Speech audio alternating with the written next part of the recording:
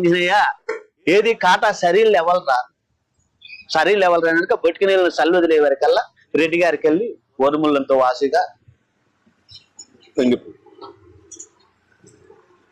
వంగిపోయిన తర్వాత అప్పుడు చూశారు. సరే మంచిదని చెప్పి ఆ వంగిన తర్వాత ఏమండి బేతాళరెడ్డి గుమ్మడికాయతో బంగారం అనేది ఘనకీర్తి అనేది మీ రెడ్లు ఇచ్చేశారు, ఇంతవరకు సంపూర్తి ఇక సరిపోయి ఉన్నది, ఇక రాండి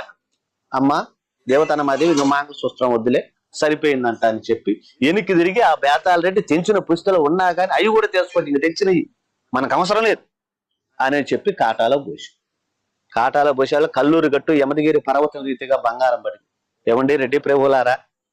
ఏదో మాట పట్టింపు కొరకు మిమ్మల్ని అడిగానే కానీ మీ ధనం వద్దు ధాన్యం వద్దు, ఎవరు ఎంత వేశారో నేను మళ్ళీ కరెక్ట్ గా తూంచి నీకు ఇస్తాను తీసుకెళ్ళాను.